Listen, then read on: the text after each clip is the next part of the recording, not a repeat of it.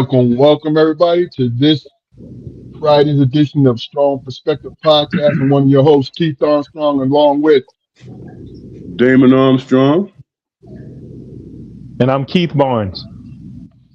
uh, Jafari Armstrong, aka Uncle Spoke, will be joining us momentarily. Um, Welcome to this week's edition. As I said before, we on this wild party ride like Soul Train. We saw Soul Train start from Chicago and end up going to LA. And next thing you know, they had a theme song. And next thing you know, they was boogieing down. That's us. Hey, KB, did he date this man? Yeah, he did. Yeah, he did. I love it. I love it. Even though Chicago was regional, but still, we gotta hit them with the chronological order. What we're going to do is do a little bit of housekeeping. This is a Strong Perspective podcast, and believe me, I'm going back and revamping our YouTube channel so we can have more access to people. I was told and found out some information on how I needed to tweak it so we can get ourselves out there. And that's what we're going to do. So you pay attention, folks.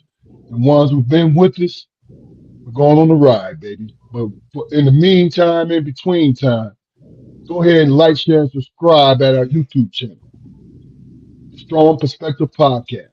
We appreciate you. Check out our videos. It's a nice little ride. We have some fantastic guests. I'm gonna tell you what, guys, what really and truly I thought about this. We was blessed to have is every individual that's been on this podcast are elite in their own spaces. So we've been blessed. You feel what I'm saying? Some people and some people get folks on the podcast that even the larger podcast that even though they are just as important, some people come on the podcast just to learn. Our podcast, we teach, we share. You know what I'm saying? We fellowship. We fellowship with each other, all our guests. We fellowship with each other, but also we fellowship with the people in our comments, the folks on YouTube. So understand, folks, you're looking at us, we blessed. And we definitely highly favored. Absolutely. With that being said, man, Damon, how you doing today, my guy? I'm doing good, man. Anytime I can spend with my family, man, and we just, hey, bro, how you doing, man? Hey, what's up, bro? Uncle Spoke. Hey, look, you came in just in time, too. But go ahead, Damon. Absolutely. Anytime you get time to spend with your family, man, and everybody's doing good, man, that's a blessed day, bro. Real talk. Yes, it is. Yes, it is. Okay, Keith. Yeah. Go ahead, finish, man. My fault, Damon. Were you done? Yeah, I was done, man. I ended with blessed day, bro. So, are you finished or are you done? But go ahead, Keith. How was your day today? No, I had to steal from Birdman, but go ahead. Oh, okay. Yeah, today was been a good day. I had no complaints about the day. Got to relax and kind of chill out. The thing I was gonna do, I was gonna get my motorcycle towed to get it tuned up and stuff. And I got AAA, and they won't tow it. They said I had to get someone privately to do it. But I got That's buddies. strange. Yeah, I got buddies with the same bike. One dude, he broke down in another state, and they got him. Yeah. So I don't know. Must be something against people with beards. I don't know what that was about. You're looking like one of the outlaws. You're looking like one of the outlaws or the Diablos. Well, I don't know, bro. Yeah, I'm a card carrying member of you people. So you say you people, you talking about me? Yeah. And earlier I smiled because you said, "Yeah, You say I ain't got nothing to complain about with the tone. Complain about the Yeah. day. You know what I mean? Oh, yeah. Yeah, it's always a wine moment, man. I always got something to whine about. Always got to leave it open. Yes, You're sir. quiet. How was your day today, sir? Cool, man. Yeah, it was payday at least. What's up? Hey, look, let me tell you something. No matter how you get it, when it's payday, when that joint, that direct deposit hits your joint, even though you know you got bills, you still feel I'm good. about to say that's a momentary thing, right there. Hey, look, I appreciate it all, dog. I ain't gonna lie. So you ain't nowhere singing the blues. With me $2, I ain't gonna lose. Hey, look, give me one for the bus fare and one for a scratch off. Man, y'all know that Mega Millions is $5 now, man. Yeah, I $5. remember when. Wow. Yeah, I remember when they changed. Yeah, She Hell, I'll said win. $5, Hell, I'll win it please. now. KB. She said $5. I took 4 numbers off. Yeah. I said I'll just play one.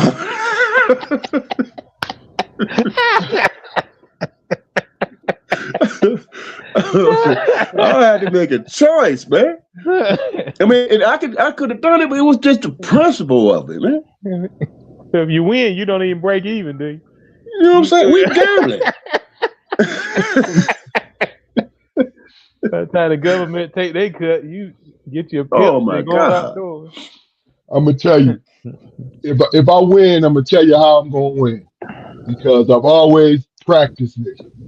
When you get up there and you put in your numbers, whether or not you do the 3 digits, if you do the both lotteries or whatever you do, and that cashier makes a mistake and print out the wrong ticket, I'm gonna buy that because I expect that to be the number. That's realness, man. Okay. And it ain't about no luck. It ain't about no luck. To me, it's about the spirit of the thing. You feel what I'm saying? That's what it is. I went one time, and the lady who she said, "Hey, well, do you want to buy these?" So he just left them. I said, "Hell yeah!"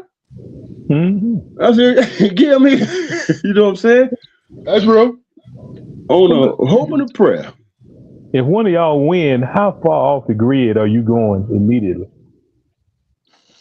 No, but see, when you win, you got 90 days in this state before you have to tell people before they tell people that you won.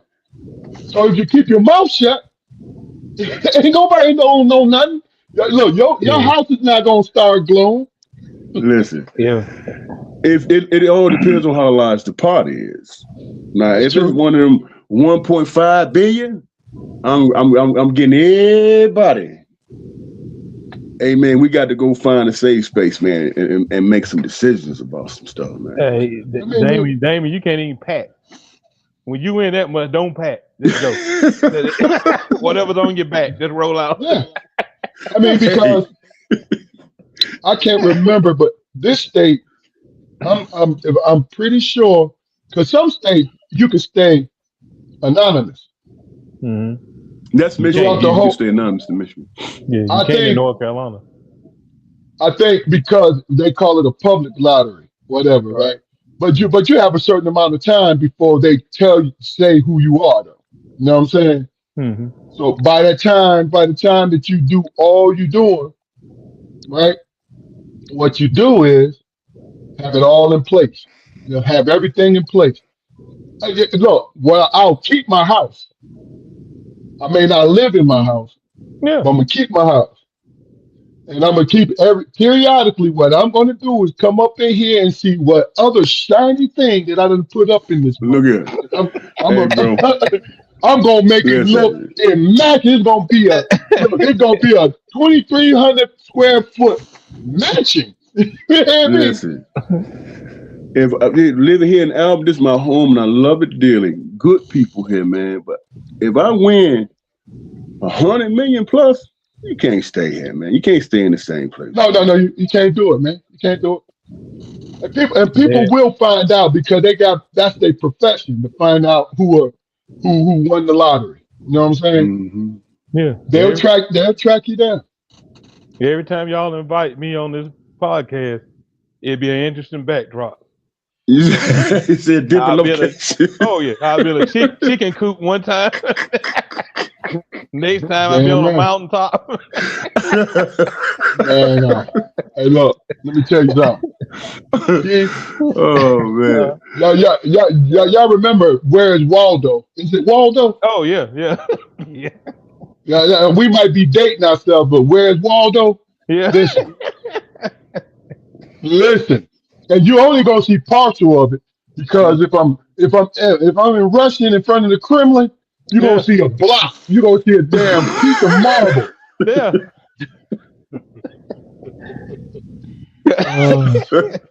Just keep popping up in random places. Yeah. Is that Keith right there? Oh man. I thought y'all talking about moving around. Yeah, like 6 months, everybody gonna be talking about all that money gone. Yeah. I need a power of attorney, man. Shit, I don't need secrecy or nothing like that. Somebody need what they could conservatorship. Mm-hmm. Oh yeah, you need all of that, man. I mean, you know, but a blind trust. They say a blind trust is better. Yeah. It's better because it's not. First of all, especially when you put conservatorships, put people in place, right? But it's better because you got a little bit more anonymity. You know what I'm saying? But then they got people. But go ahead. What'd you say? No, I was just going to add it. I said that's the one that they say you control everything, but you own nothing. Yeah. Yeah, that thing. Okay. I mean, because you can take care of your family, and plus, you can. What you're doing is you really have more control of the money, who you can give it to.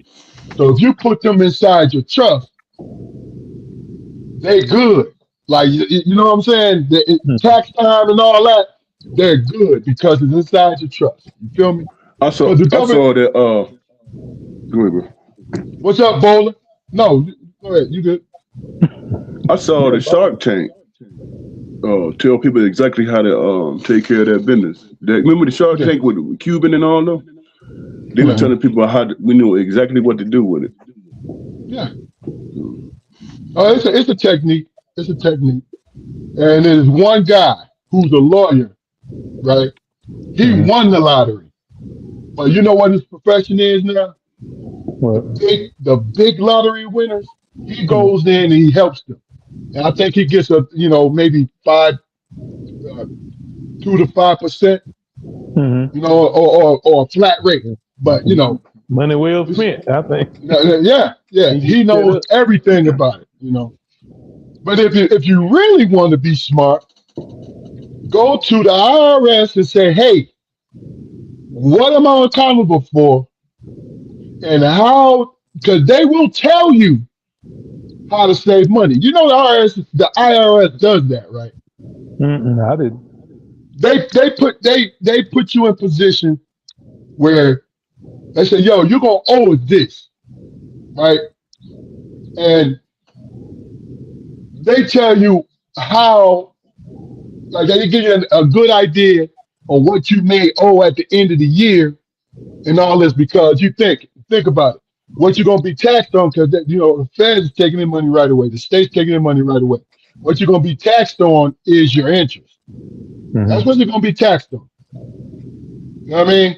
And that's yearly. So if you got the right kind of CPA and the right lawyer and all of that stuff, bro, you ain't gonna have to do nothing. I already thought about this shit, bro. That's my expectation. You know what I'm saying? That's my expectation. But other than that, man, we did ask you if you what your day was like, right, Jaquar? You know, so I don't know if you got a chance to look at what I text you, Jaquar, the topics for today, but it don't matter because they basically set in stone. So let's start off with this, and we'll start off with you, Keith. When I ask this question,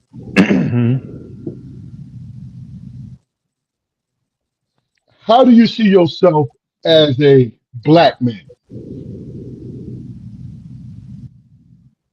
And I'll give you a little bit of time with it. Black man, as far as when you grew up, what was the expectation as you was going through life? Because there was a exterior expectation of how should we should be, who we should be, the whole nine.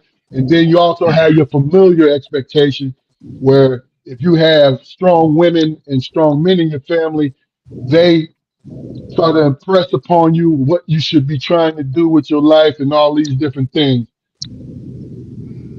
With the age you are right now, what is your interpretation of it? My interpretation of it is, I'll say it's typical. And what I mean when I say typical black man is that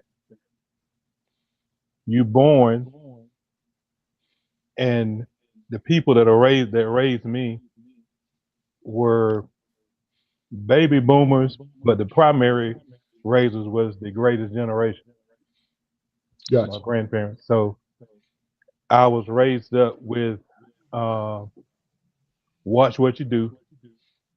The respect level was real high. It was on because it's coming from my grandparents. So you're like anytime you're dealing with an adult, I want your mouth shut. You come get me. I'll handle it. Okay. But I don't want to hear that you were disrespectful or anything like that. Uh, the baby boomer part was, well, you all know that they were pretty much the same stuff because they got that. But at the same time, they were, as I used to tell my boys, I said, if they were being, well, the way they were being treated, I asked them, I said, you want today's treatment? You want conversation, or do you want to do it like we did in the 70s? How you want to do it? And they said, no, we don't want the 70s. But Gotcha. my, I guess to sum it all up is when I came up, and it took me all the way up to now. I'm still learning about why I went through. Now I'm learning why I went through what I went through in life, because we'd hear about slavery, Jim Crow, and all the things that happened in the past, and things just kind of evolved. So what I'm going through, I didn't realize we going through that same stuff. It's just a little different now. We being treated, we still catching it just through technology now, or through every time if you tally up everything, we always a little short, or Gotcha. it's a little tough for us. Now it's to the point to where the family dynamic that's a major thing on YouTube and places like that. Everybody's got a platform talking about what you got to do, what a black man has to do, so his woman will appreciate it, and vice versa. What a black woman got to do to keep the brothers happy. Why we can't be together and all this stuff. Realistically, knowing we're together in the majority, we are together, and we're doing what we've always been doing. Yeah. But now, so I guess to say now, I'm still learning, and it's better now because I used to be embarrassed because I was like, man, I can't believe I didn't know that. Wow, that makes a lot of sense. I didn't know that. just talking to you, we'd be sitting in the office sometimes when we were at the sheriff's office, and you'd be talking and telling me stuff, something y'all went through with something your parents told you. And I was like, man, because sometimes it was the first time I'd heard it that way. Okay. And it made a lot of sense. So to answer your question, that's why I said typical. I believe it's typical because a lot of us, we born and we're going through the Black experience from where you were raised. You all were raised in the inner city. I was raised in the country, literally in the country. Mm-hmm. And when I say in the country, to the point to where when I was 18 years old, I graduated from high school. And when somebody said about, well, you don't have to go to school, now you got to find your job. First thing popped in my head was a manual labor, a field, a tobacco field, cucumber, something. That was work for me. That's all I'd ever done. Mhm. It didn't think for me to go to a service station or anything. If you didn't do that, you joined the military or you go to college. For us, it was a Ford plant or Chrysler. See? You know what I'm saying? Yeah. But to some of my other people that I was associated with, I'll say associated, they already had somebody been in their ear about putting a life plan together. But I was doing what the people around me talked about they did. Mm-hmm. The greatest generation. It was manual labor. Because that's where we were the safest at. And Yeah. that's the thing about it, what your point to it, where, you know, I'm in the baby, I think I was the last of the baby boomers, and you guys is generation, what, X, Mm-hmm. right? We were raised so we could be safe. So some people, when they have not, and I'm speaking in general terms, and you guys let me know, and then Damon, I want you to go next. Some people used to look back like, yeah, you know, the greatest generation. Oh man, they bow down to the white man. They do this, they do this. But really, when you're being taught to be a conservative and not to be flashy because you are in danger, you Yeah. were in danger. Survival mode. Yeah. They would kill you. Exactly. In the South, they would kill you if you were extraordinary. Right. They will find a reason to kill you. And I'm not exaggerating. You know what I'm saying? I'm not exaggerating because I lived this in real time with with our parents and grandparents. That was what it was. So part of them telling us to be respectful and don't talk back to an adult or talk back this and do that, right? It was for our safety too. Exactly. Survival mode. You know, man, my grandfather, I heard a brother say my grandfather was Uncle Tom. I said, well, why was it Uncle Tom? Because he told me, I got to watch what I say in certain places. I said, well, you didn't think that he wanted you to be safe too? You Yeah. know what I'm saying? And I wasn't trying to be smart. It was just a logical thing. Like, Yeah. bro, it's what it is. Damon, what do you think? What is your definition? My definition was to understand that you have a purpose, man. You're here for a reason. You know what I'm saying? In spite of all the things that can potentially harm you or stunt your growth or whatever, you still have a purpose. You just have to find it. You know, you have to define that within yourself and put your best foot forward. You know what I'm saying? It wasn't. I've never recalled any restrictions put on me, on us, to be honest with you. So it was that expectation of, you know what? Either you're gonna go to the factory, the hospital, or college or the military. So those are choices, man. Or you could start your own business. You know, so it was always options there, but it was always instilled that you're going to have to figure out your place, your purpose, your space, and work it. You know, because if you think about a person that work in a plant, that's a good life, man. They do 30 years there. They traveling, they buying houses, they buying all the things they want. They putting their kids through school or whatever. It's just a matter of having discipline, you know, and grinding and doing your job, because that's one thing you can't escape. And I think that's my main answer is that hard work is what it's going to be. That's not going anywhere. You just have to be strategic in that, man, you know, and build from it. That's what I meant. You know.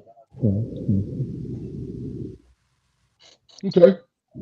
Jaquari, what is your definition of being a black man?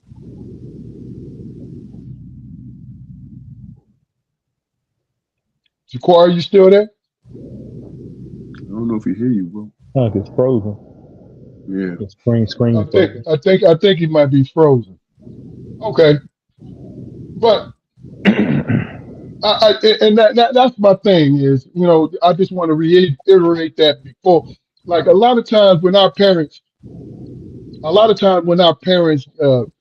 do was putting us on different rules. Okay, some of them was unrealistic. Some of them was reflecting their trauma. You feel what I'm saying? Some of that was it, but the basic foundation of it was for us to be safe when we go out there in the world. You know what I'm saying? Are you back with it, Jaquari? Yeah, I'm back. What? Ask the question one more time, man. Sorry. Yeah. What is your definition of being a black man? For me, man, there was a lot of contradiction in a way, because getting things, you know, as a black man, getting things done, man, dealing with certain obstacles, certain situations, man, you know, I would always try to, you know, try to find a more diplomatic way, you know, because I you know, what I see growing up, you know, the examples of, you know, positive black man, you stand up straight, you know, you look a man in the eye and be respectful, but you know that, you know, you push a line. You definitely push a line. You know what I mean? And there's certain things that you stand on no matter what. And you know, I never considered the fact of what happens with my perspective change. You know, how do I address, you know, scenarios like women's health? How do I feel about abortion? Really, you know, how do I feel about the state of our children's education? Our children's education in this American school system. You know, if I think something is wrong with it, then how involved do I get? You know, how much of myself do I invest in this situation? You know, without losing myself to that. But it was you know, a lot harder trying to think my way through situations instead of just living through those situations and paying attention to, you know, the bumps in the road, and instead of trying to avoid the bumps or whatever, try to figure out the actual solutions, you know, to the problems of what created the bumps in the first place. If that makes sense. Yeah, it does. Yeah, you just described my life, man. What you talking about? But the comment on what you just said, Jaquari, what the thing about it was with our parents, because each generation started to experience more and more freedom, right? So our parents started to incorporate. You look a man in the eye. You stand up for yourself. We saw both our mother and father stand up to you know, the police, to other folks. We seen them do that, and I think they took it It's just my opinion. They took that responsibility, like, I'm gonna put this in my sons. You know what I mean? Because go ahead. I don't know what I'm saying. I mean, there's risk to that, though. There's risk to that, Oh yeah, of course, of course. and a lot of different situations, man. I find myself really, really being tested, and I didn't know whether to put that the result of whatever happened, good or bad. I didn't know whether to put that on just being a black man or a man. Period. And we men first. But Hey, go ahead, Damon. everywhere, the difference. Piggyback on what you're saying. Everywhere you go, man, you're gonna be black, man. You know what I'm saying? So you got to deal with whatever comes with that. You know what I'm saying? And making sure all the things that come, none of that shit break you, man. Stay on course, navigate, because whether we want to accept it or not, there are people watching. You know what I'm saying? Yeah. Paying attention. Yeah. So you got to be that example, man. You got to stay strong in your blackness, man. You know what I'm saying? And embrace that. Embrace it. That's who you are. That's what God put you on the earth to be. So I'll tell you how I learned how to navigate it, because I've always been a problem solver, so it kind of humbled me to understand the situation. So where I found my comfort zone, this is where I found my comfort zone with moving in this world, is to be able to go from both, to be able to be in both worlds, right? Where if I gotta stand 10 toes and become aggressive and all that, then I'll do it. But also at the same time, I knew how to articulate my grievances. I knew how to argue my grievances. Not saying that made things perfect for me, but what it was is me being able to balance out how to move in this world, because the one thing that I always counted on, that I knew I was responsible for every day, is being able to close my eyes and go to sleep.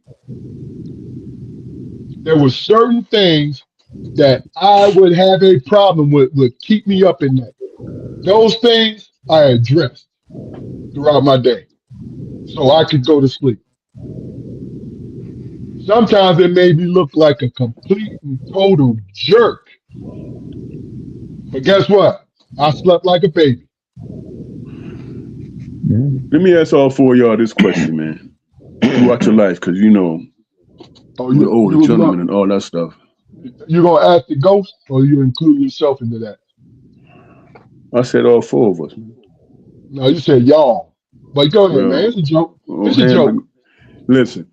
When you really think about all the things, all the trials and tribulations and stuff you went through in your life, how much stuff did you, when you really, really tried to make something happen, how often did it happen? And the times when it didn't, did you have bounce back? I'll answer first. I mean, the things that didn't work out for me, there were several paths that was opened up for me. That, Right. you know what I'm saying? I get that. I had to bounce. Let me just say in a nutshell, the bounce back. You know what I'm saying? Or I found a way to make it happen for me. Right. I've had the bounce. I've had the bounce back, but the bounce back is the tough part for me. And it's tough based off what it was, and how much effort I put into it. Yeah, if I put a lot of effort into it, and then I felt like I didn't get the credit or the reward I deserved, and it was right there, but it was just handed to someone else. Mhm. Someone else got credit for it or something. Stuff like that is hard for me to bounce back from. That's reason. That's reasonable though, bro. I That's take it reasonable. personal. I think for me, of course, There's a lot of disappointment there. But when I think about the times I was disappointed, did I have grandiose ideas, man? Did I really, really map it out and come up with solid plans to make it happen? No, I expected somebody to give me something instead of saying, hey, man, you can't get rid of me because, you know what I'm saying? I'm in the mix in this situation. You know what I'm saying? I'm helping to keep this situation running, so I'm a valuable asset to it. It takes planning, it takes confidence, and it takes patience to be in that position. You know what I'm saying? Networking and all of that. You know what I'm saying? You incorporate yourself in situations across the board like that with your foot in there. Then you can navigate whatever the hell you want to, man. You know what I'm saying? You just got to have vision, and the patience and be able to, like I said, bounce back from the bullshit, man. Because I know we all experience the bullshit, man. And obviously none of us quit. You know what I'm saying? We just made it happen. And it was supportive, and reached back. Does it help you too? Like, if it happens, that the quicker you move on to the next thing, does that help? Of course, because you take your mind off of it, and then Yeah. and really, what you're doing is, in my opinion, you're going with the flow of life, because life continues on. You continue on with it. It all depends on how tragic the situation is, too. You know what I'm saying? Of course, Yeah, exactly. of course, of course. Jaquar, what is your answer to? Well, I mean, quite honestly, man, there's especially in my young life, man. I perceive the lessons that I learned to be telling me, man, that if I was hard working, man, if I was honest in my endeavors and just put my nose to the grindstone and push or whatever, I was going to win. And quite honestly, that wasn't always the truth, man. It wasn't always the truth, But I think it was my naivete, But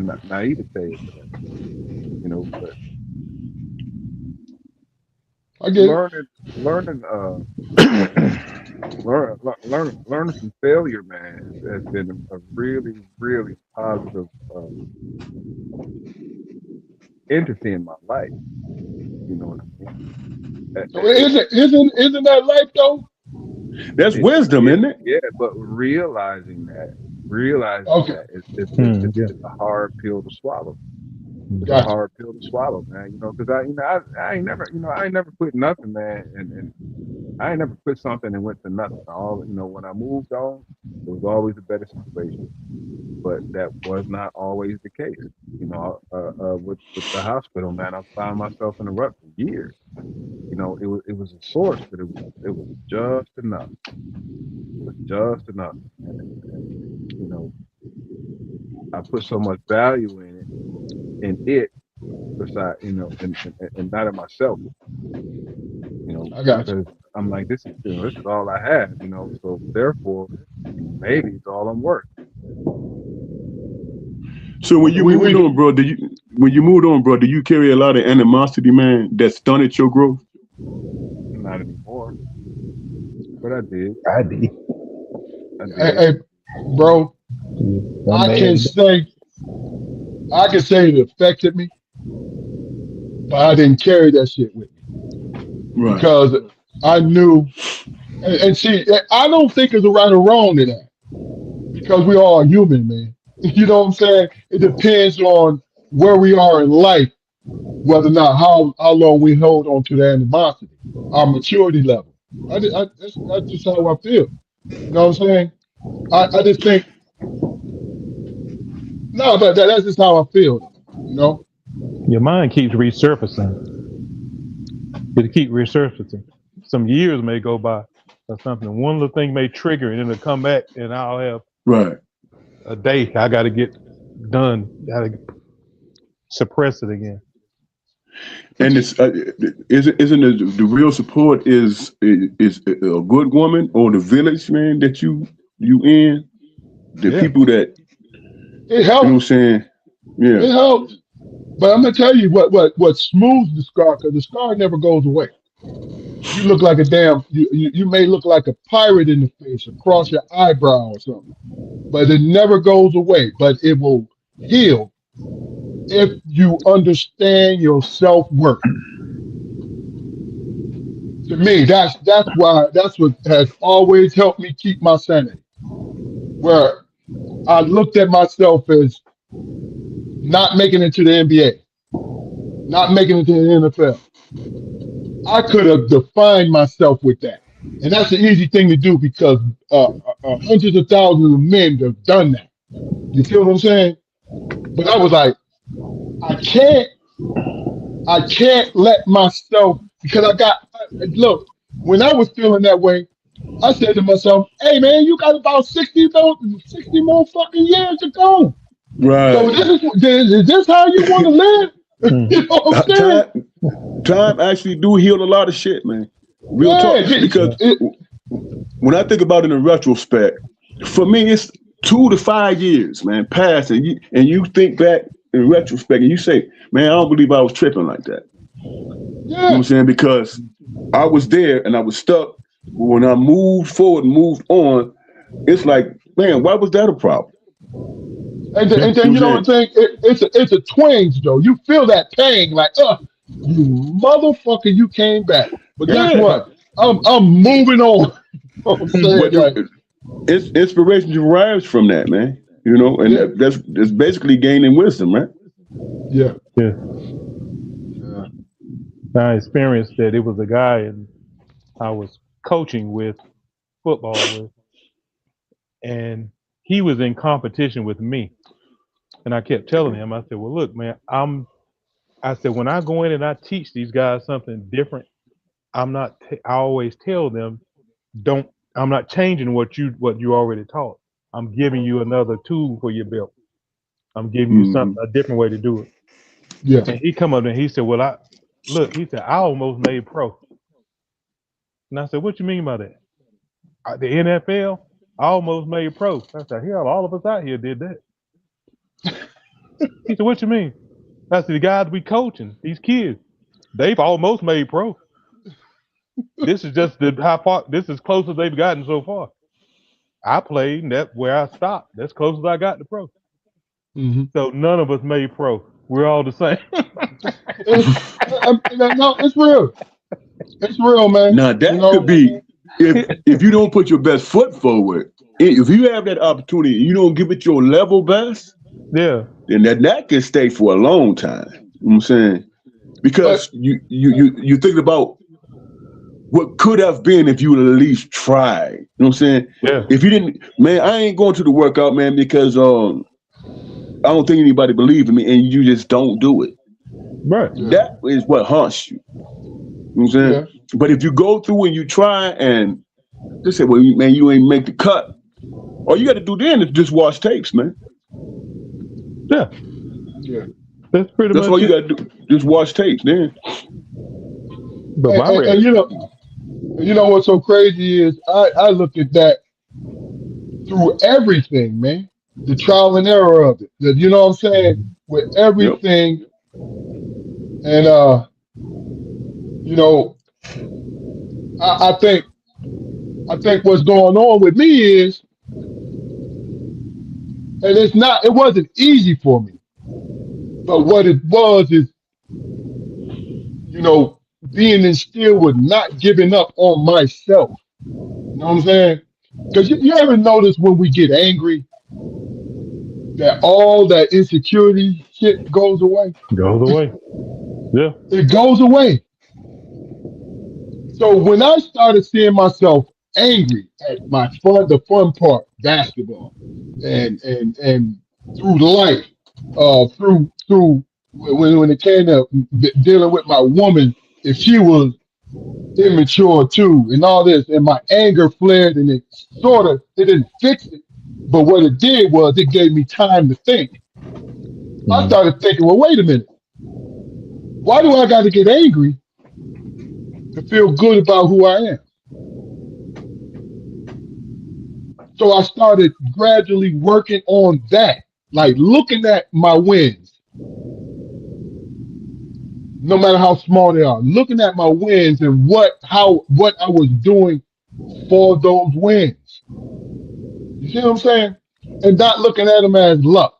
Because a lot of times that's what we've been programmed to think that our blessings is luck.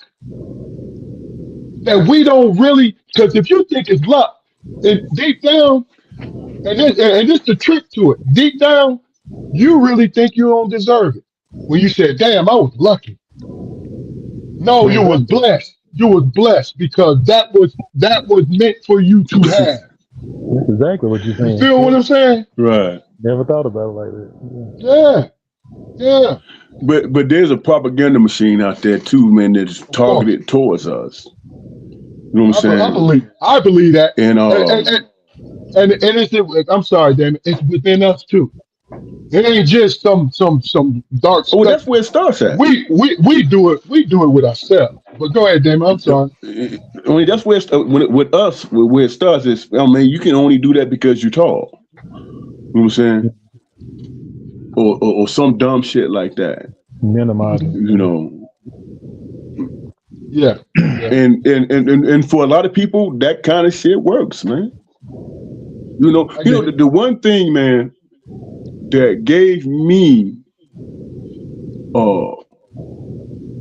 confidence is that if I practice something over and over again and it's in my mind, like I said, watching tape, it's in my mind and I go out and execute it, can't nobody tell me shit, man, because it's all predicated on me doing my own work. Right. You know, it's me doing my own work, doing my own investigation as it pertains to who I am. You know what I'm saying? Do I have limitations? You know what I'm saying? That's where you navigate. You find other ways to make it, find the win. If I ain't got a 40-inch vertical, then, you know what I'm saying, I'm going to do the Euro step. You know, just finding the way. And I think that we as black men, that's what black people, period, I think that's what we do. We find that other avenue because this has been blocked for us. You know what I'm saying? And the whole idea about, y'all have a victim mentality. Only a person who's intimidated come up with that statement, man. You know what I'm saying? They come up with those type of statements. Man, you had this victim mentality. First of all, you don't know my life. You don't know what I've been through. And that's the first thing that came out your mouth. You know what I'm saying? I could have had open heart surgery, man. You know? And something unforetold, I mean, something that just happened. And I still found a way, but still find roadblocks. I can speak on that. I can say what the hell I want to. But you want to recognize it as this victim mentality and or pull yourself up by the bootstrap. Hell, just going through damn grade school is that. You know what I'm saying? You don't think our kids get put over in this category just by virtue of the color of their skin? We always putting ourselves up by bootstraps and staying the course. You know what I'm saying? Damon, somebody, what in the comments, tell me what the hell is pulling yourself up by the bootstrap. Please let me know. Is it just putting your boots on? Is that what it is? To walk in the mud? Is that what it is? Because I want to know. But go ahead and finish, Damon. You know. I'm just throwing that out there, man. But because I'm thinking back to, man, what were some of my experiences as opposed to me supporting my kids and my wife and their experiences too. And I'm like, is it really us who not trying? Or are these mechanisms are in place to tear down your character? You're not who you think you are. You got this job just because of your color and all that stuff. And it's like, man, do you know what a black person had to go through, man? You have no idea. You know what I'm saying? And they don't choose to even care. It's just like, you know, this is something I can just throw out. You know, and think that gives them an edge or give them a whatever, you know. I think most of us, man, if we do our due diligence, of course we're gonna be successful, man. My man came in the office and fired 300,000 black women. That was strategic, bro. That was strategic. Oh, they disrupted my campaign. Oh, I lost a certain districts because of them. Oh, let me show them. You know, and we still on course, on par. Watch to see what happens next election, midterms. He ain't affecting nothing. All right. Yeah. I went on a rant, man. My bad. No, you good, Damon. You good. Go ahead, Dan. Jacquard. Are you familiar with the book of like antebellum writing books? No, but I know what I know the antebellum period, but go ahead, Jacquard. All right, picture a person riding a horse back in the late 1800s. What kind of boots? What kind of boots do you see? Like long over the calf on the knee. Yeah, under the knee. Yeah, equestrian boots. Mm-hmm. Yeah. The way you put those on, they have like two straps on each side. Oh, got you. And you use like hooks to pull those things up on the calf. That's what yourself looks like bootstrap. Okay, got you. Okay, appreciate you, Spoke. Hey, that's some real shit. Cause I really and truly like wondering what that was about. Hey, and I ain't seen him Google a damn thing. That was off the dome. It was used as a sarcastic way of telling our people to look. Don't complain. Don't complain about how the deck is stacked against you. You know, make it happen. You make it happen. And then haters when it does. I mean, that's the American way. Pull yourself up by your bootstraps. Yeah. Don't ask for help. Listen, don't ask us for help. We just trying to give us what you had. give us that opportunity. You know, hey, my first question was, what was your opinion? What was your definition, right, of being a black man on the screen? So we'll get into our topic today, and we shouldn't stay too long on this. It's just opinion based, and I'm gonna throw some stuff out here for you guys to understand what I'm trying to ask, right? Then you give me your opinion about it. So who defines black manhood, right? Now, as I was looking this topic up, when this topic came to me, I was like, and you know, that's a good question, and I'm gonna try to see if I could find different parts of the definition, because there are different parts, right? You know, the first of all is you have to do with the social media and internet culture these days, right? You know, this is really big for us. You know what I mean? Just for the fact that it's all opinion based, but it seems to have the most motion, it seems to have the most power for opinion. You know, terms like alpha male, high value man, grind culture. You know, are these empowering or are they just new boxes to check? And basically what's happening with us when it comes to social media is the loudest voices, right? And another thing I discovered was, you know, a lot of our definition, in which I don't think is right, it comes from the media and entertainment. So you include our music, hip hop, sports, movies, you know, loud voices on social media. Are black men being defined by dominance, money, and image? Meaning how much money you got, how much sway you got over people, and how you look, your brand, right? You know, emotional depth, right? And stability. Is it being ignored? So when somebody say you're toxic, toxic masculinity, you know that was the two white men came up with that term, right? I remember we talked about this before, and I kind of read the definition. But my point is, what does that mean? Toxic masculinity,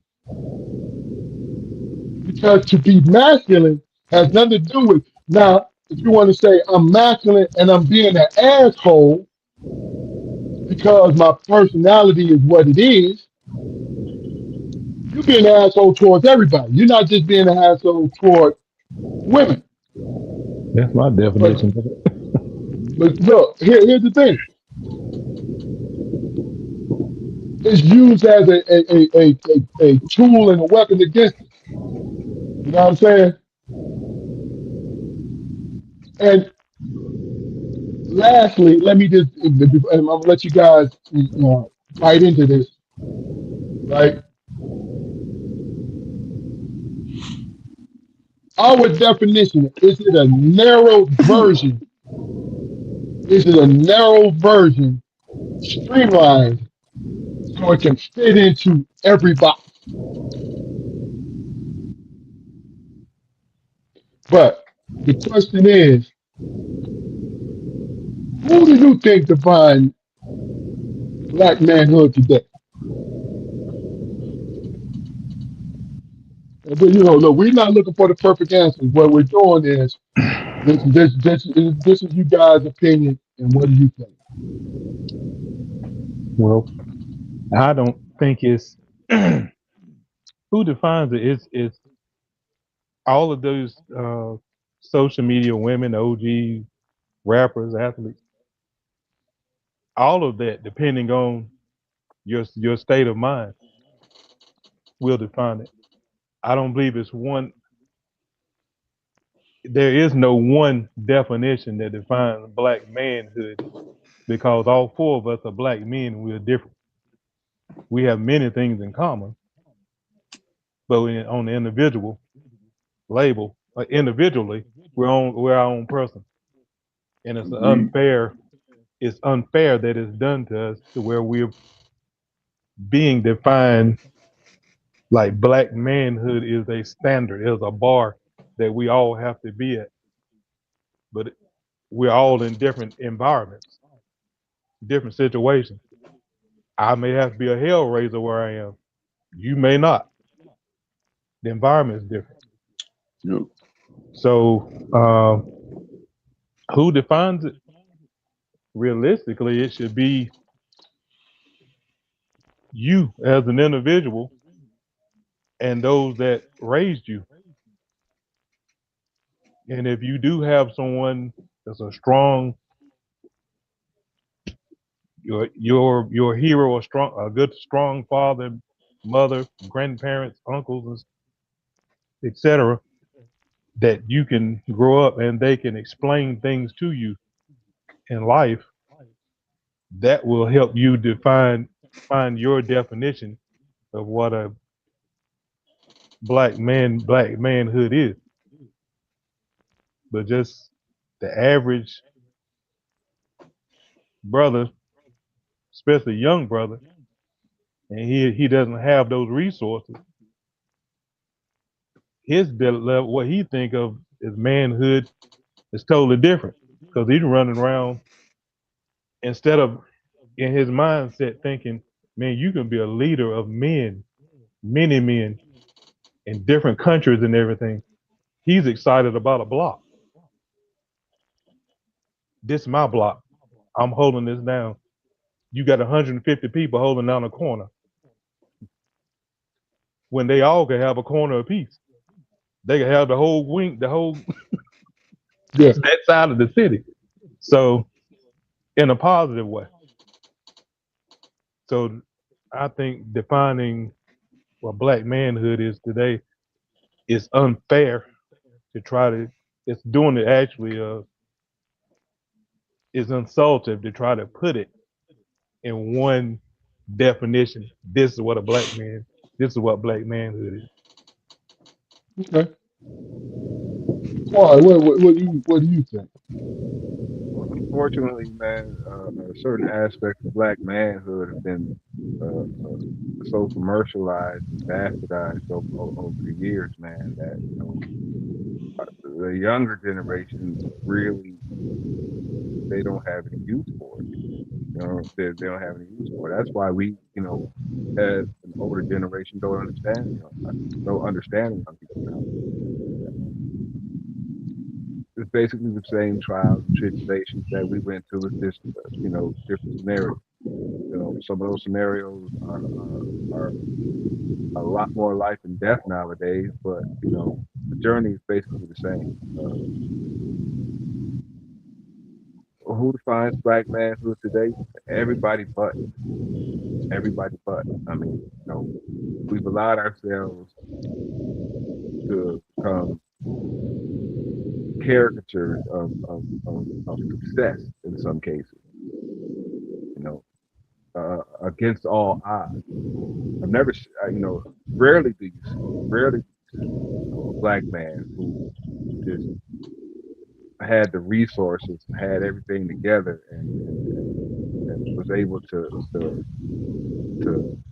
navigate whatever environment he was in successfully,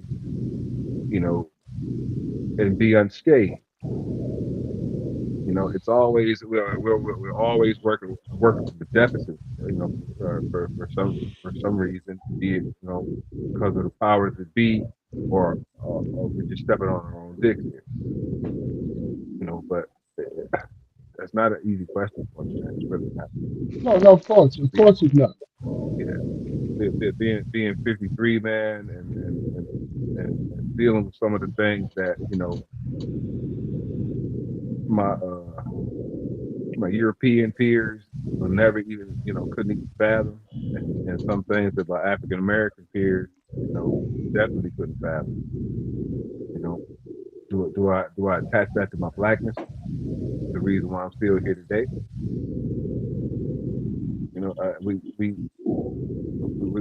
We put a lot of stock, and I don't think it's through our manipulation, man. But we put a lot of stock in our skin color, man.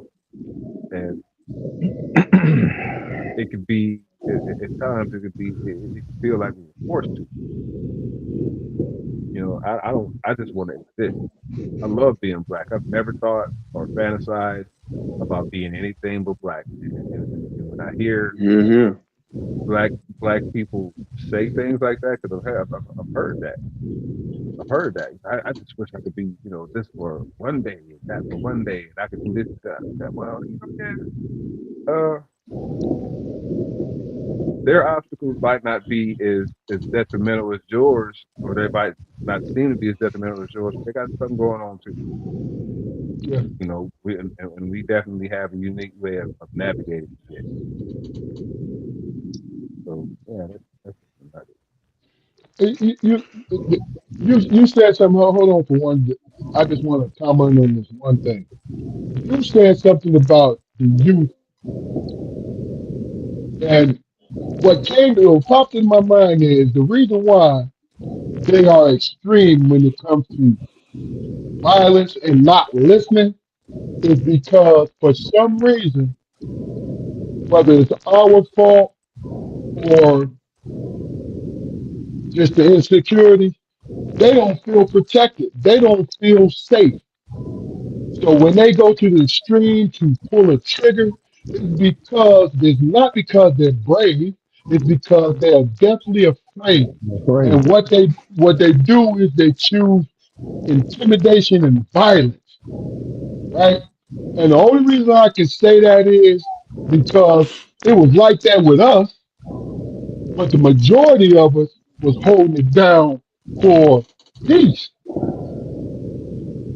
There was a small percentage of folks who thought that way, right? and chose violence because of fear.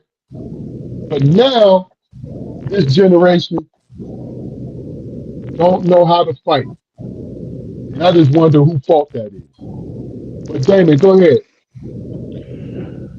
To answer the question directly, I'm old school, man. It's a father to a son, man. It's an uncle to a nephew. You know what I'm saying? It's a big brother to a little brother. That's what defines black manhood. Today, I think it get lost because people are enamored by, they had this admiration towards somebody who got money and stuff like that. But us as a whole, we define it, man. You know what I'm saying? Because guess what? In our household, in our community, there are people looking at us. You know what I'm saying? And in their mind, we either going to pass or fail. Or not be worth looked at. You know what I'm saying? A cat can come out of prison and define manhood. Man, this is not where you want to go. This is not what you need in your life. You know what I'm saying? We have this tendency as black people, man, to dismiss each other. Somebody coming out of prison can have all the wisdom in the world, man. How to survive prison and how to come back and how to come out and provide a life for themselves to continue to be that example. It's just what it is, man. But as I listen to y'all answer that question, my mind stayed on that toxic masculinity thing, and I was wondering, bro, is that pointed towards us as black men? Toxic masculinity. That's what it's used on. That's the tool that's what's been said about us when we don't agree and we're conservative in how we want to live our lives with our women. Right. Now, this is not always the case. You know what I mean? But that's an example. Well, I found a great offense to that, man, because to me, the ultimate toxic masculinity is Donald Trump. Bombing places and shit for what reason? Hell, I can go all the way back to the ancient times. Alexander the Great. What the hell was he doing? That ain't toxic masculinity? No, he's considered a hero. You feel what I'm saying? It's part of that double standard there. You know what I'm saying? But they want to put that onus on us. What the hell? You know what I'm saying? That's insecurity, man. No, it's not they. It's not they. We do it to ourselves. Jaquar, you had something to say? I was gonna say Alexander the Great took lives with his hands. You know what I mean? He was tested on the field. Donald Trump ain't never been tested. I mean, masculinity is neither positive nor negative, man. It's all that's real. It's all in personal will. Yeah. Go ahead and finish, Damon. No, man. I mean, I just wanted I rounded back out to that question because I'm like, there's a whole lot of contradiction in that. I mean, if that stigma was placed on us, you got a lot of goddamn nerve, man. You understand what I'm saying? I get it.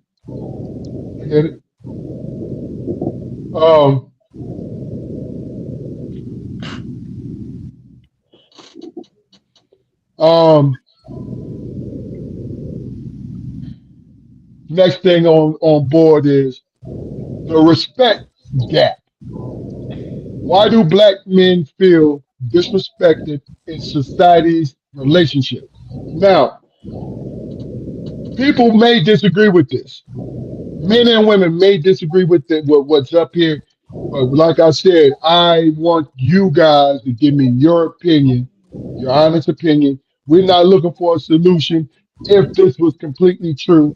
And we're not trying to debunk it either. What I want is your real-time impression of this, right? So I'm speaking towards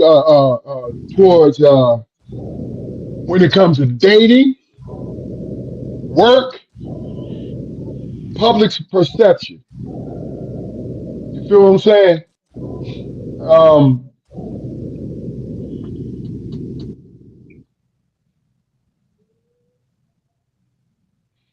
So I don't know how much time we'll spend on this, but I just want to get you guys' take on it.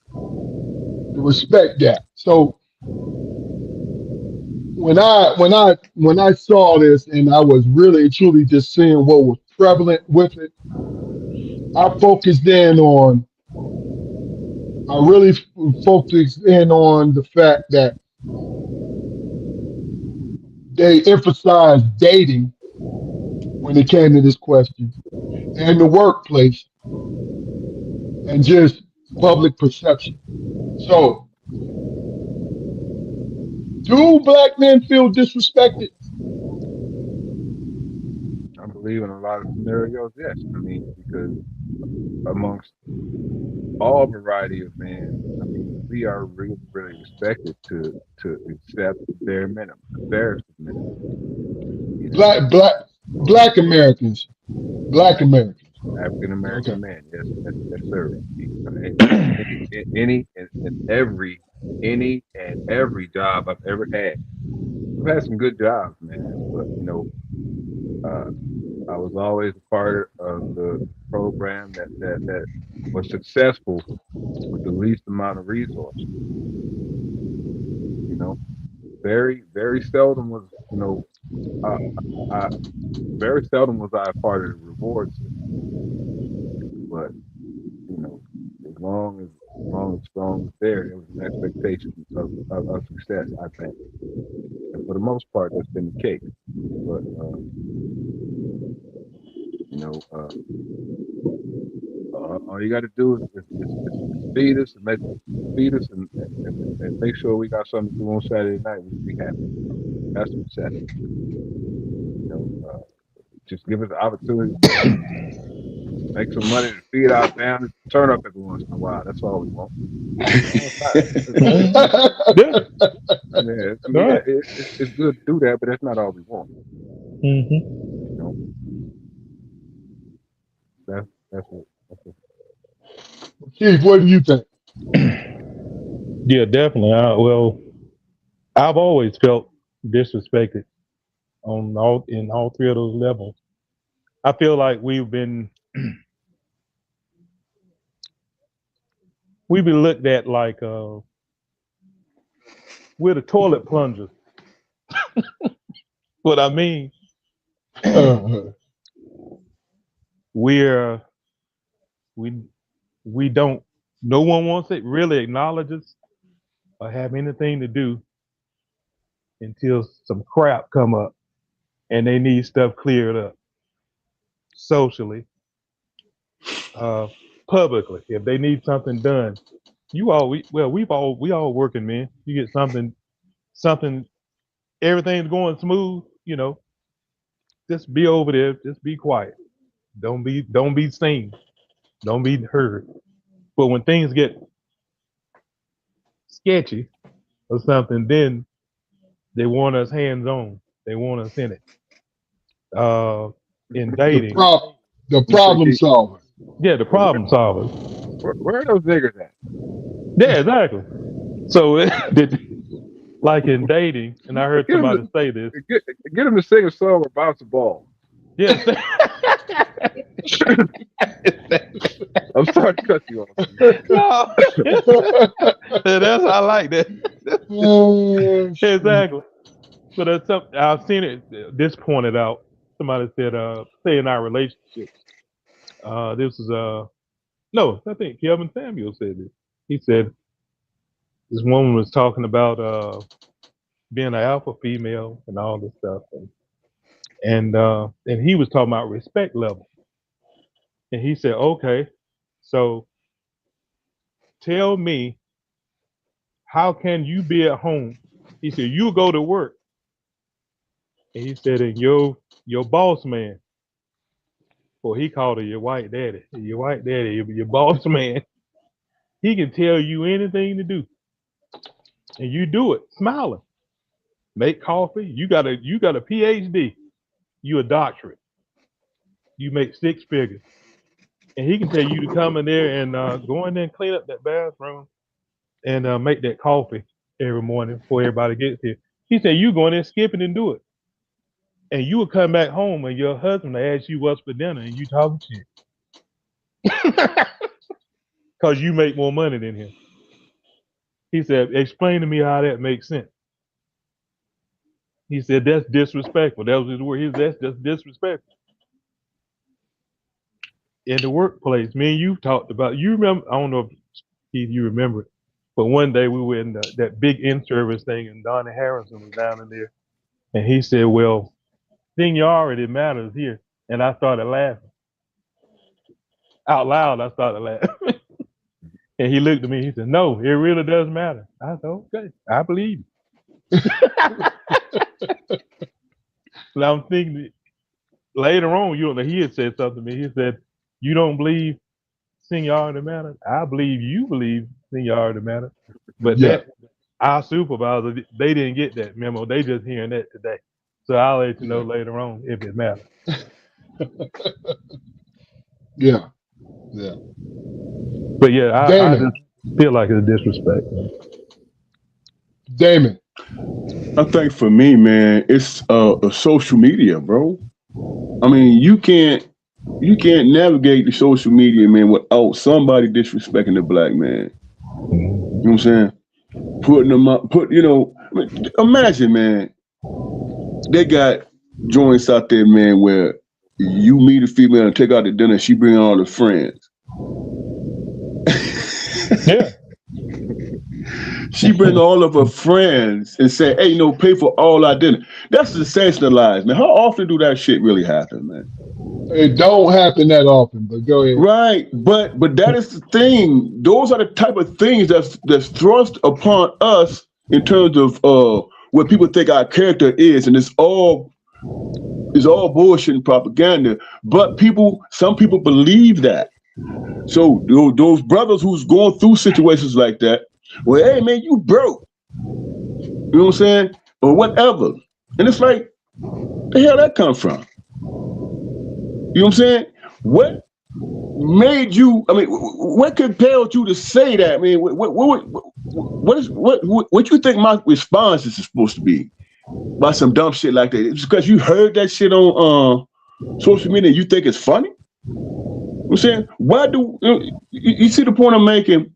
It's all around us, and it's a constant thing that's being fed, man, to the public.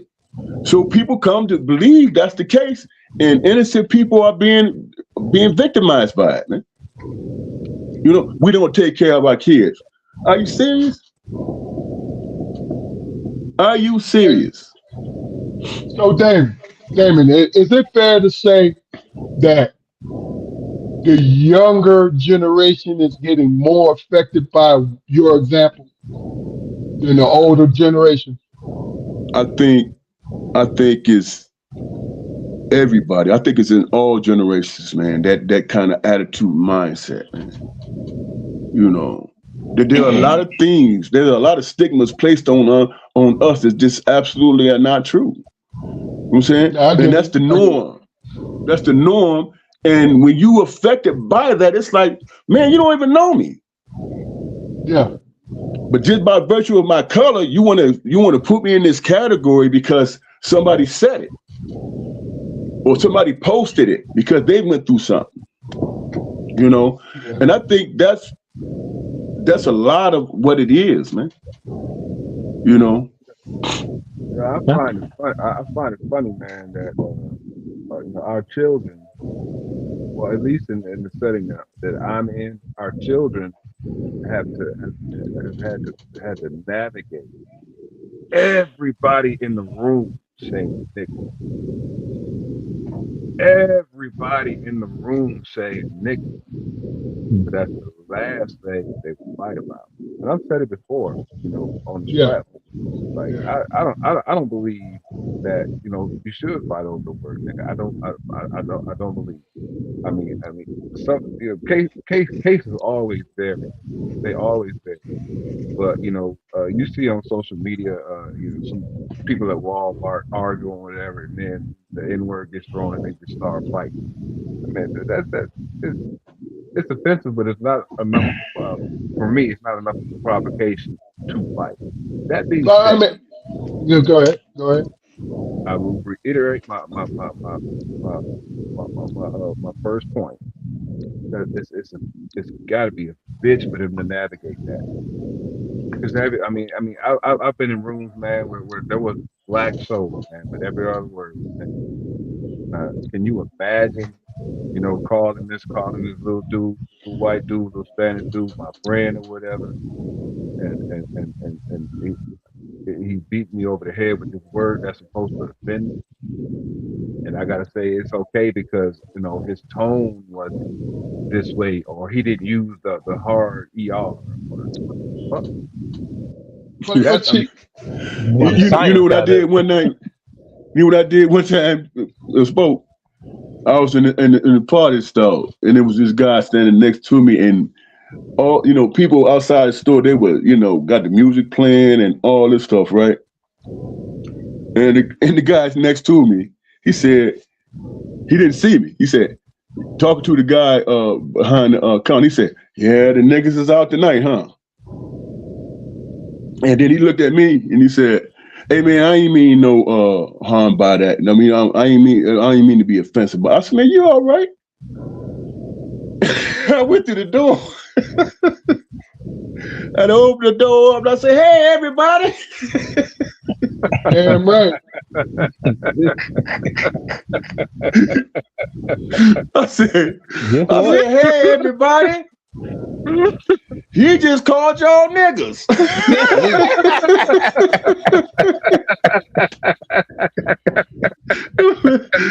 And my man looked at me like, "Wow, dude." I said, "Hey man."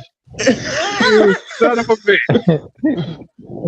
Hey man, they piled up in that stove. I said, "Man, you deserve that shit." Hey, no, let me just say this.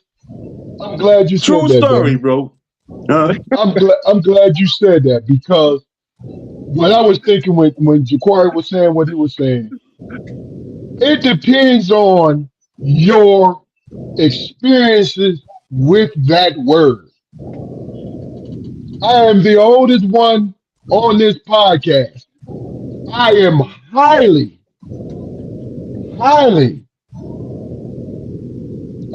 against it. I don't like it when another black man calls another black man name. It's the truth. You know what I'm saying? Because of what I experienced, these younger guys, to your point, Jaquari, these younger guys have not experienced that shit. Because when we was around a bunch of white boys and we heard that word, we knew we had to grip up. We had to grab something because something was getting ready to happen to us if we show fear. That's the truth. That's our experience. These kids ain't have to go through that.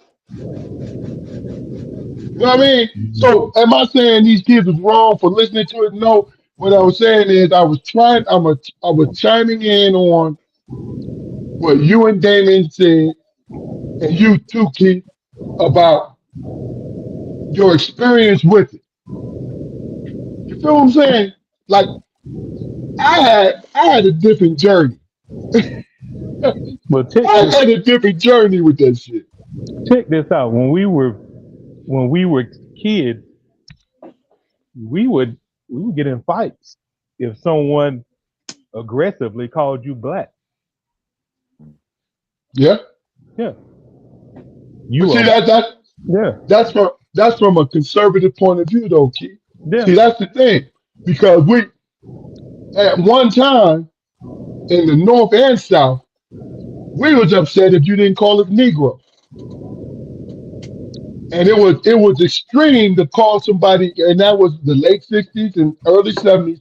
It was extreme to call yourself, "I'm a black man. I'm black and I'm proud." Because the great color or Negro. Yeah. That's what we saw ourselves defined by. You know what I'm saying? But yeah, that's funny, man. It's funny. Hey, Yeah. damn it. I love the end of that. Yeah. Hey, David, I'm stealing that. I'm stealing that. Oh man, the dude. You ain't allowed. Here's a quick. You ain't allowed to tell that story no more. Hey, and Here's the punchline. Here's the kicker. The dude who said nigga, guess who he was? He was a Mexican guy. See? I said, hey, brother, I didn't mean. I said, that's all right, man. You good? I was damn sure. I opened that door and said, hey, man. My man's just said, and left the store. And what's it worked with that. yeah, what's funny, I have said this several times, especially working professionally, but if I hear it, I say, you know what's amazing? What? You always call you always call a black man a nigga. You don't never call the nigga a nigga. Y'all can spot them out better than we can. It's never a nigga around when y'all say this with your chest out. Because every time it is, it's on the news. I said, because if I was a nigga, you'd be calling the police. You'd be looking for me. Yeah. If I was a nigga, if I was a nigga, you would be one of them statistics you read about. Yeah. What was that one show? What was that one show, man, where my man said, man, why you let him call you nigga? He said, man, only a nigga respond to that, man. Yeah, exactly. I get it. But look, I'm gonna tell you, since you said that, right? I went on a call, right? And that's the funny thing about it is when I was a policeman in the north, it was shrouded. They had to be really red-faced and mad to call me out there, right? When I started working down here, hell, it flew out their mouth like it was regular conversation, right? So I was on the call, a domestic, and the husband.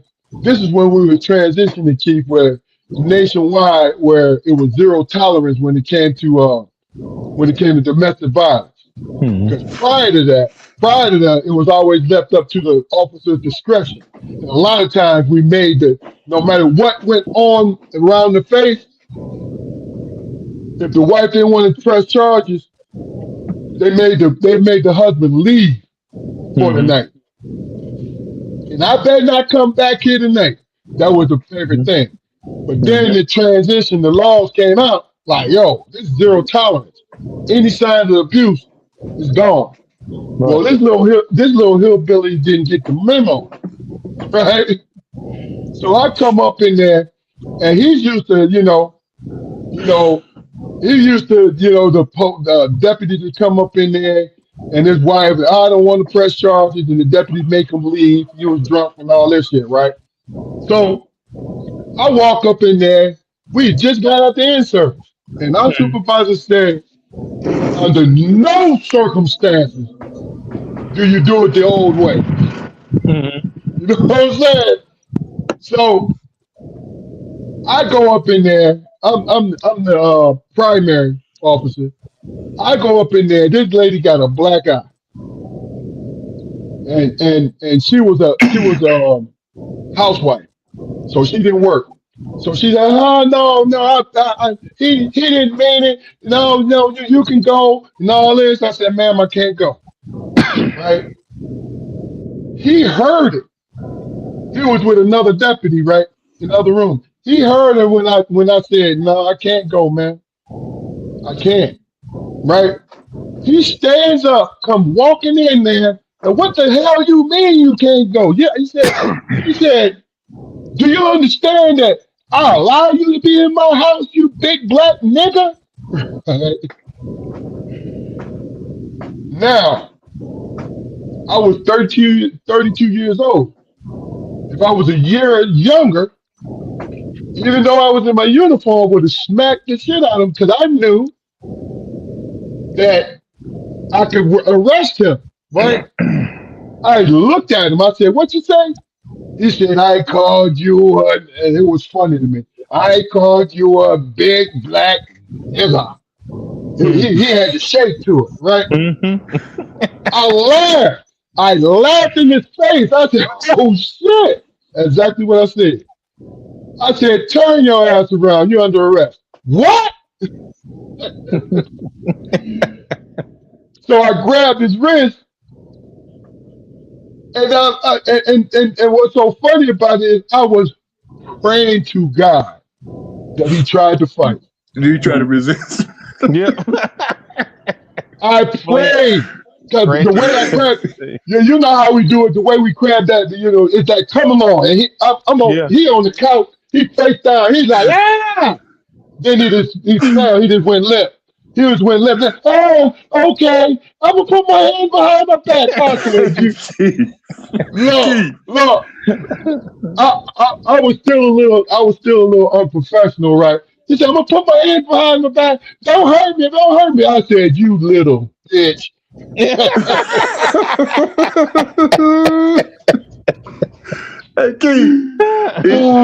Keith, the universal response, man. If you would have resisted when you said, No, bro. He would say, I would have said, here we go.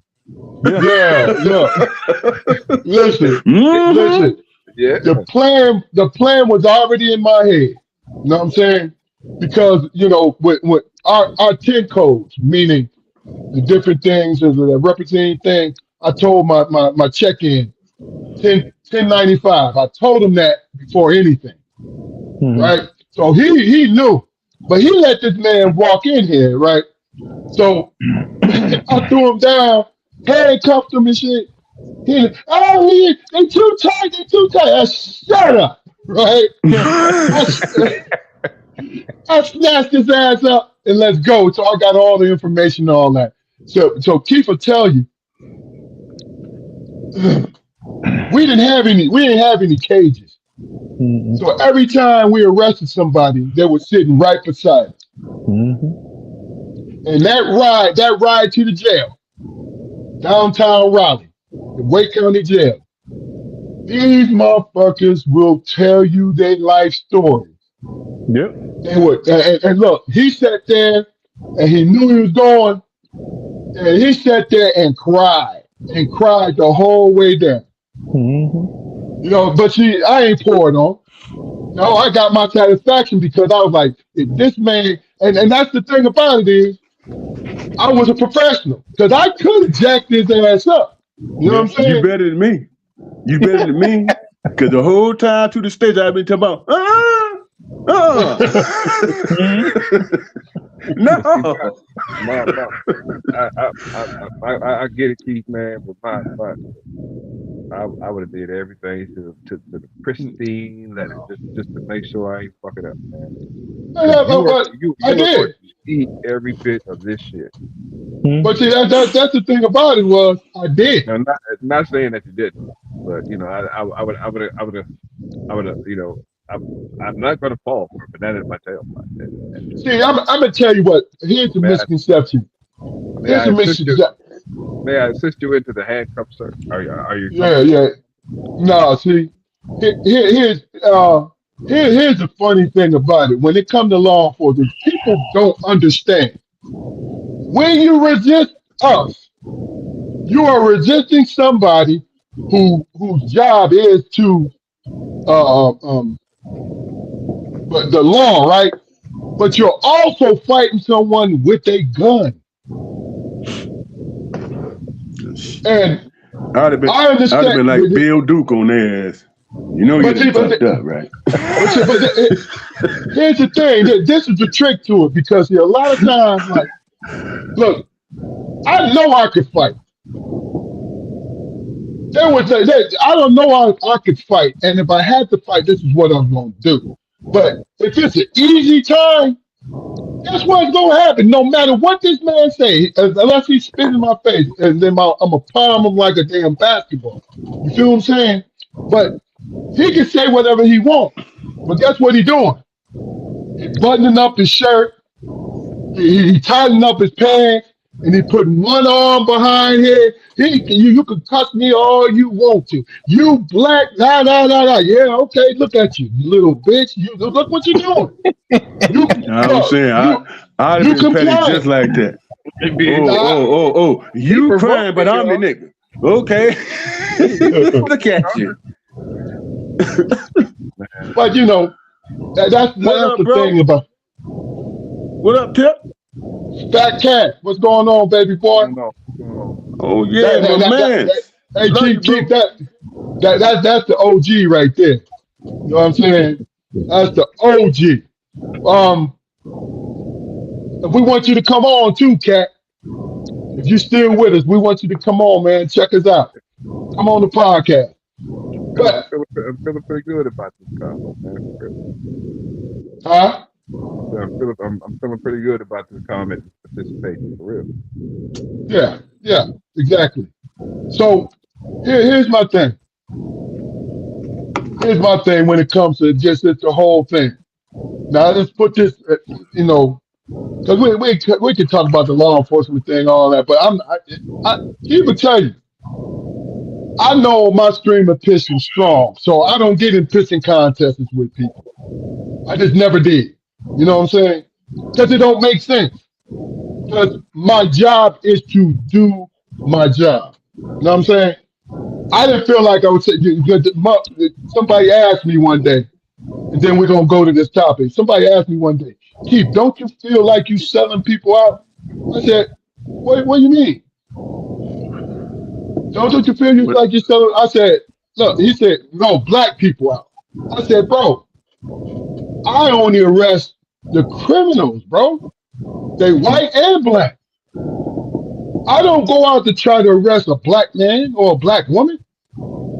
I give them every opportunity. Like, look, you know, let's do this. Let's do this the right way. Because keep it tell you, I tell them in the first 2 minutes that they're going to jail. He's heard me say it.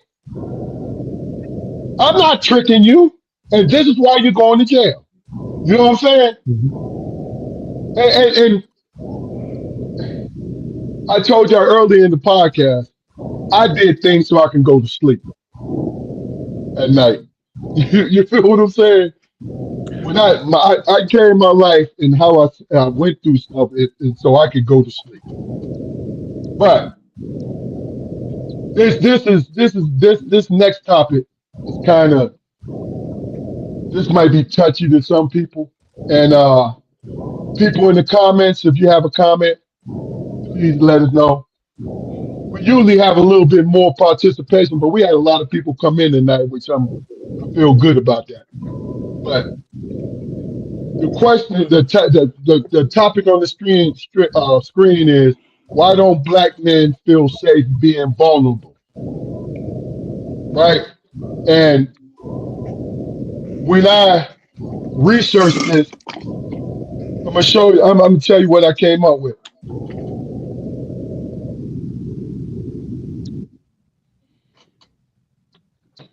A lot of times, it's raw emotions, and you have to. When you feel vulnerable, you have to feel a connection with the people that you're around. Because a lot of times, even if you're confident in yourself, you may not be confident in those people. You don't want to be judged. I think one of our main things that we suffer from is we don't want to be judged because we've always been judged our whole life. And that's a problem. I don't think it's a major problem, but I think it's a problem for how people look at us. You know what I'm saying? Like, Well, maybe it's my bad. go ahead. No. I was just gonna say, just like being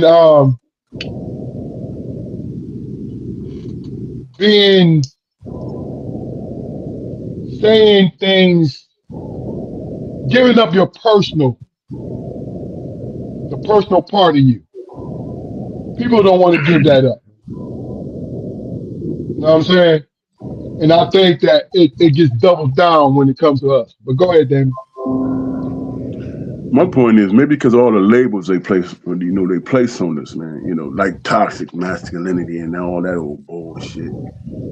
I think, man, that is what is expected, man. You know what I'm saying? how we raise our sons, man. Don't cry. You know what I'm saying? It don't matter what the experience is. Fight through it. Be strong. You know what I'm saying? That's related to manhood. You know what I'm saying? Crazy part about it, man. I didn't learn that, man. And I don't mean to bring up a touchy subject, but since our mother passed, I cried every damn thing, man. Because I discovered feelings, bro. You know what I'm saying? I discovered feelings, and it was okay to express those things. If I feel it, you know what I'm saying? I don't care about what the world thinks, man. I just like, man, you know what? That affected me a certain way, and that's cathartic, bro. You know what I'm saying? And that what makes you sleep at night, because you was able to express something, didn't bottle it up or suppress anything. You know what I'm saying? So it took a tragic thing to happen to me in my life for me to say, you know what, it's okay for me to be vulnerable, and I don't give a damn about what the world says.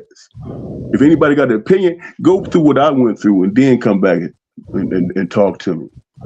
You know what I'm saying? Be who you gonna be. You know, keep living.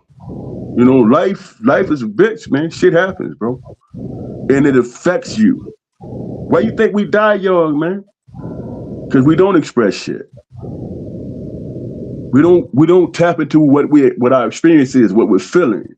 We don't tap into it. And I don't want to get into, you know, I'm not trying to be a therapist, but I'm just saying, man, it was cathartic for me. You know, and as far as I'm concerned, ain't no shame in it, bro. To be honest with you. Okay. Keith. Yeah, pretty simple for me. It's I don't want to give someone else the perception that I'm weak, and the main reason I don't want to throw them back in my face. A lot of people will be being vulnerable and kind of sharing with you when they get pissed off or anything. Women real good at that, throw it right back in your face. But that's fine. Well, you the one sitting around here crying. You the one sitting around here doing. And sometimes it's family members will do that. And I had a dose of that growing up. And I was raised under that. Okay, you gonna do something about it, or what? What crying? What crying ain't gonna help nothing. What you gonna do? You gonna do something about it, or move past it? Or the one that was kind of funny to me anyway. Why you upset? Yeah. You crying? Yeah. Well, can you cry and do what the hell I told you to do? Why are you crying? And I don't mind you crying, being soft, Yeah. but do what I told you to do. So the short answer for me is just weakness, and then I don't want to give them something tangible because they're already trying to find weakness or trying to gaslight me into thinking I got a weakness. So I ain't gonna give you something tangible. But yeah, you sit in the car crying. You know? So Yeah. how you supposed to be leading us? How you supposed to be whatever you are, and you crying? I get it. Jaquar. Well, I hate to keep bringing up my job, man, but some of those experiences, man, have opened my eyes to a bunch of shit, man. I've conducted groups, man, where I talk about crime, I talk about vulnerability or whatever, and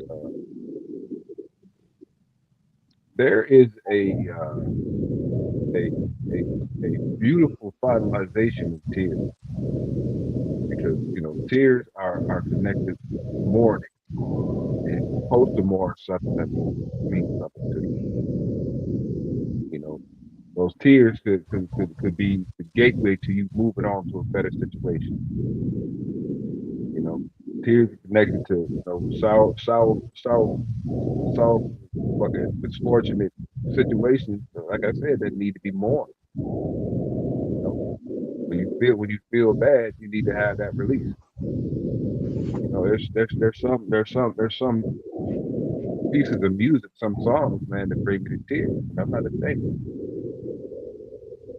because that's my human side. And for a long time, man, I had this perception that I was not supposed to share that with everybody. But it's come to a point in my life, man, where the human side is all that exists now. Because I'm not as aggressive as I used to be. I still get angry, but that's all it is. There's usually no action behind my anger.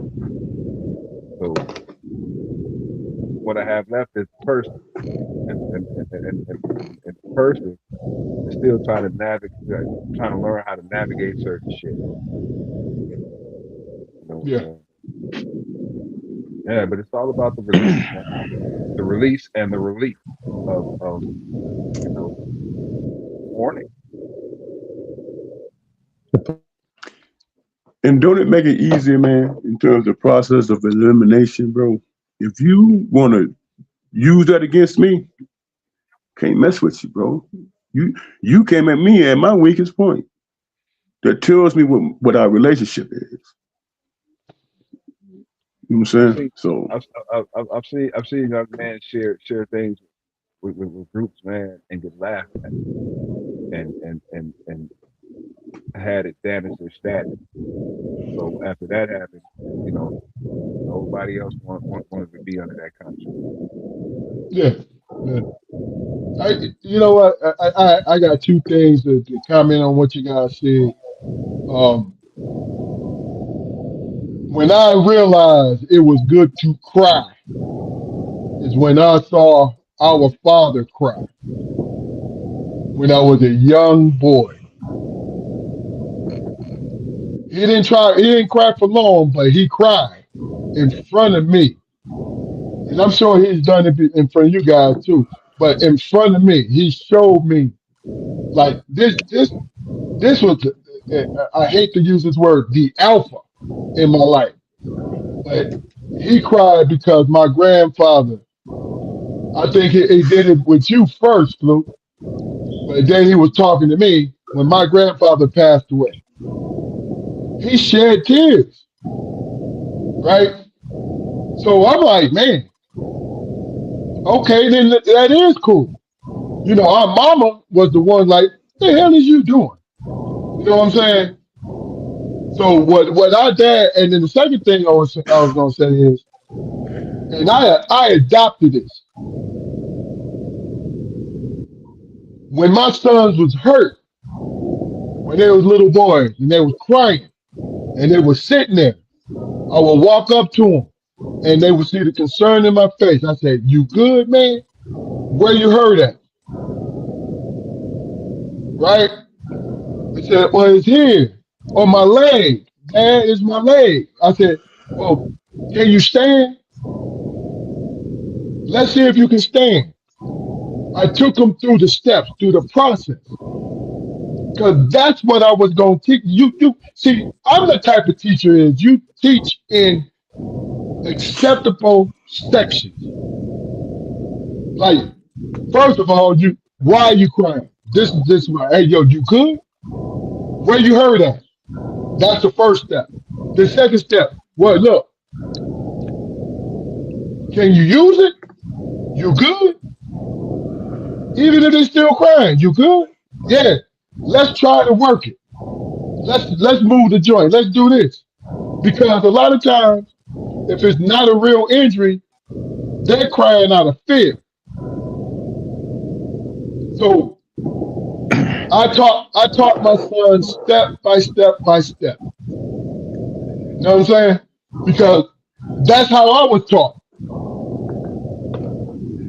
Our mother and father would come up to us like, "Yo, where you hurt at? Right? Is it a particular place? Can you get up? Can you do this?"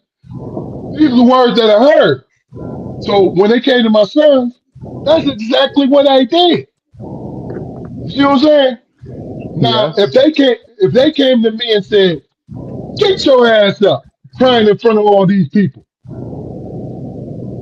I might have thought it differently. I might see it differently. You feel what I'm saying? You know what's crazy, bro? Quick story. Whenever I got hurt, Pop was like, "Hey, all right, man, we need to go, man. Get it together. Let's go this road, right?" Remember, I was in the front of the house, Pop trying to learn how to pop willies.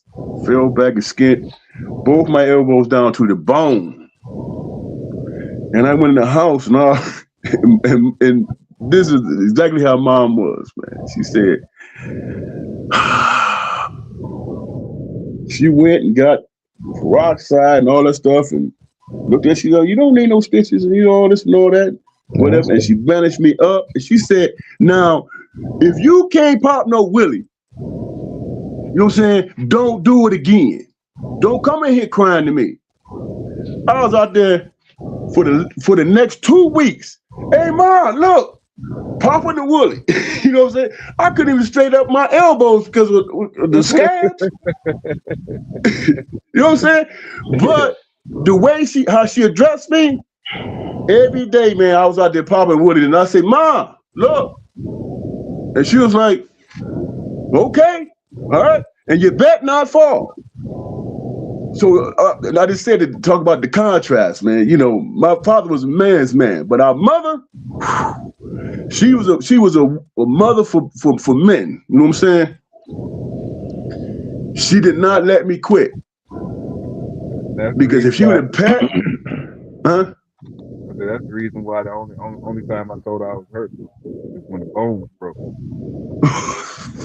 Yeah, you know how many cuts and gas and shit I taped up and walked around and limped on and shit. Yeah. and needed doctoring. Yeah.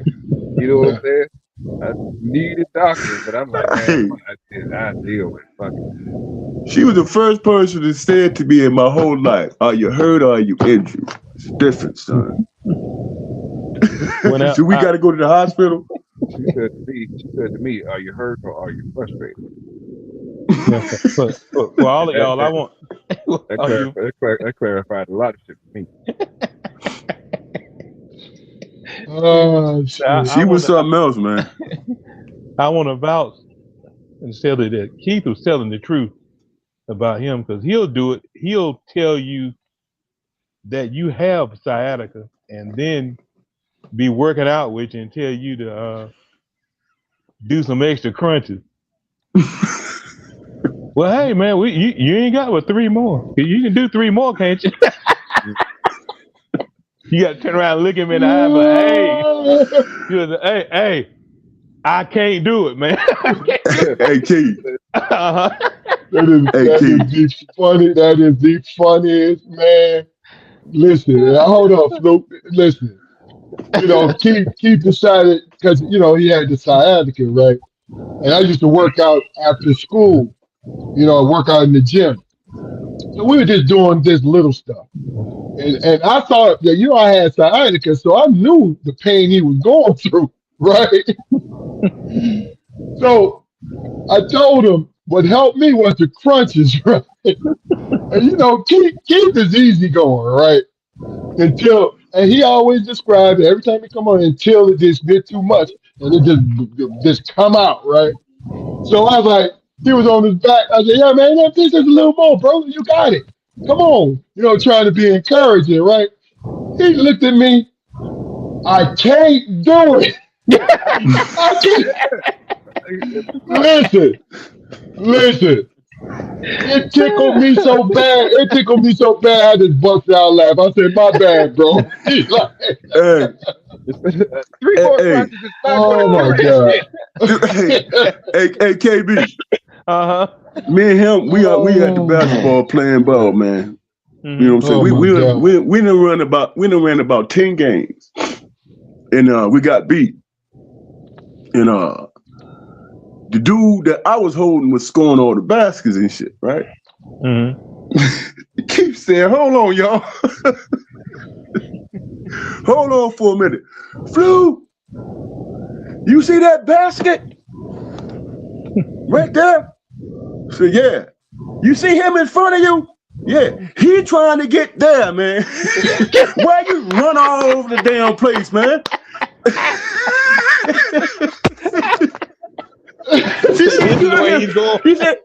He said, you out here running like a chicken with your head cut off. Stay between him and that.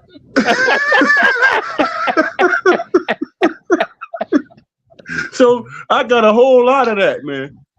Hey man, I used to be against it, man, but in some cases, man, there is merit to being shamed into success. So yeah, it is. Unfortunately, it has merit, and I mean, but that if you can get past, getting screamed on or getting talked to, and understand that I got to perform now, it could be pretty big for you. It could be. Yeah. But I that's can all. play on Yo, I went to college, man, based on somebody told me. Everybody was telling me I couldn't do it. You know what I'm saying? And that was, unfortunately or fortunately, it worked out. Excuse me. And All right, well, if I need somebody that if I need a kid to work hard, man, I'll tell him why I need him to work hard. yeah. I will tell him why I need him to work hard. I will explain to you That's exactly what I'm asking you to do and why I'm asking you to do it. That's the key. You know what I'm saying? Now, whether they accept it or not, it's up to them. But the one thing that I learned how to do is I understood how I learned. Because they used to say, hey, Keith, you're not good at basketball. Take your ass on the football field. I'm like, but I love basketball. I don't care, right? I get a growth spurt.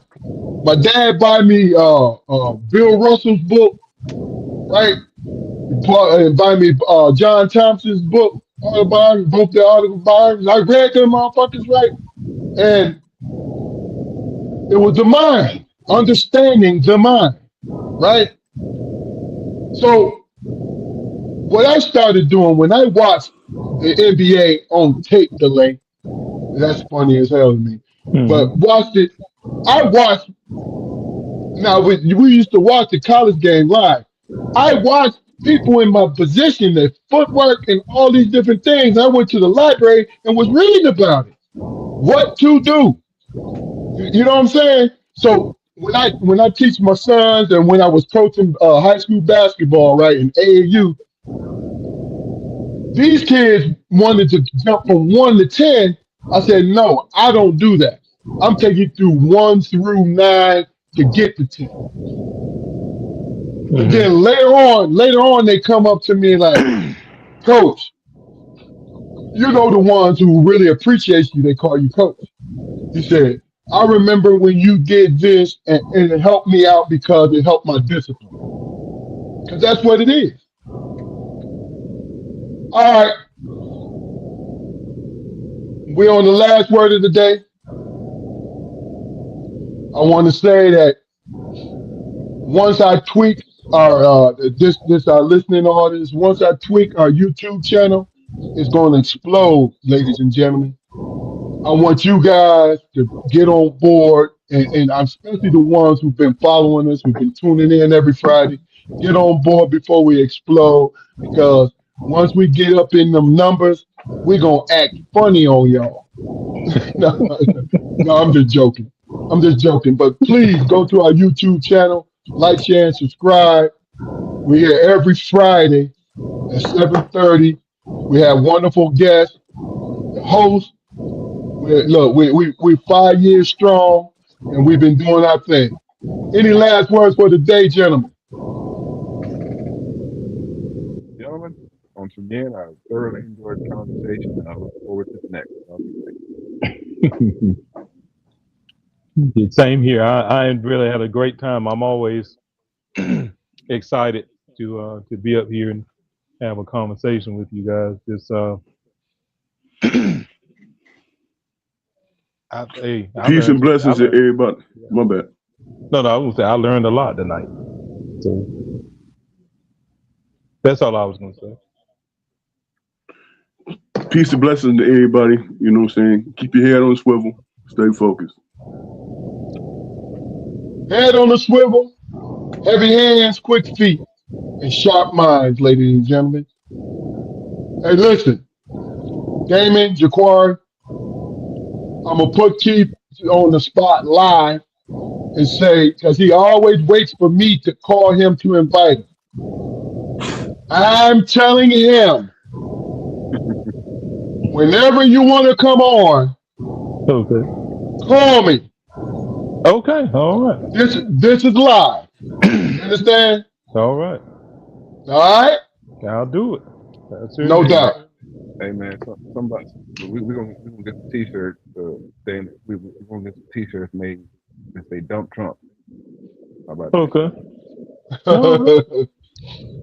Y'all ain't doubt. never heard, No y'all ain't doubt. y'all ain't never heard that.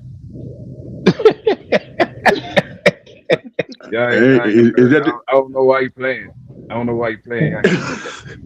Look at you. You better go ahead and copyright that then. He done said it live. Somebody else is on it. Copyrighted on April 17th. That's all. April 17th. Yeah. Okay. Yeah. At 9:40. All right, well, look. 25th Amendment. That's what I'm on. Same thing. All right, ladies and gentlemen. This is Strong Perspective Podcast. Go to our YouTube channel, like, share, and subscribe. Come on the journey with us. Fat Cat, Daryl Tippin. Thanks for tuning in. Get with Thanks, me because bro. I want you to come on. Leon Bowler, we definitely want you to come on, brother. Really and truly. Yeah. So this is like look. This is Strong Perspective Podcast. Please enjoy your weekend. Be safe and be loved on and love. All right. Good night. Good night. Good night.